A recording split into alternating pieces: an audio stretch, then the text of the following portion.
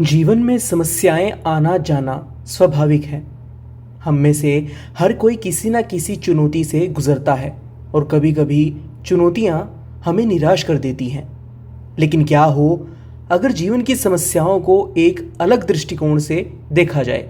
आज के इस साखी में हम जानेंगे कि कैसे एक संत ने एक व्यक्ति को यह सिखाया कि जीवन की समस्याएं ऊंटों की तरह होती हैं।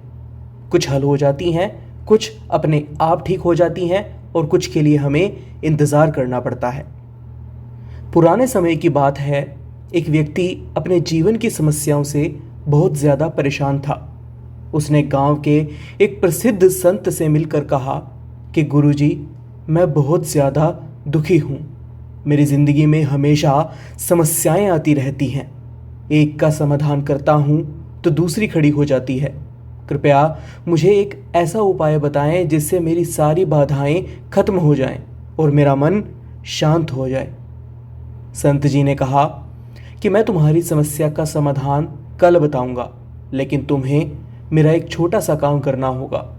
आज रात मेरे ऊँटों का ध्यान तुम्हें रखना होगा और सभी ऊँट जब सो जाएं तभी तुम सो जाना। वह व्यक्ति राजी हो गया और रात भर ऊँटों की देखभाल करने लगा। सुबह जब वह संत जी के पास पहुंचा तो संत जी ने उससे पूछा कि रात में आखिर तुम्हें नींद कैसी आई। व्यक्ति ने कहा कि गुरुजी, मैं तो रात भर सो ही नहीं पाया। आपके ऊँटों ने तो मुझे परेशान करके रख दिया। जब मैं एक ऊँट को बैठाता था तो दूसरा खड़ा हो जाता था। कोई भी ऊँट एक साथ नहीं बैठा। संत जी मुस्कुराए और बोले कि ठीक ऐसे ही तुम्हारे जीवन की समस्याओं के साथ होता है। हम एक समस्या को हल करते हैं तो दूसरी खड़ी हो जाती है।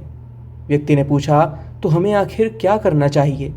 संत जी ने मुस्कुराते हुए उत्तर दिया कि जैसे रात में कुछ ऊँट खुद ही बैठ गए, कुछ को तुमने बैठा दिया और कुछ ने काफ़ी कोशिश के बाद भी बैठने में समय लिया, वैसे ही जीवन की कुछ समस्याएं समय के साथ खुद ही हल हो जाती हैं।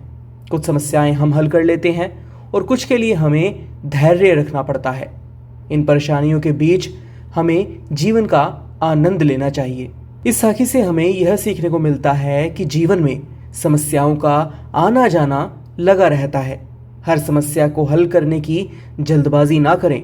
कुछ समस्याएं समय के साथ स्वतः ही समाप्त हो जाएंगी।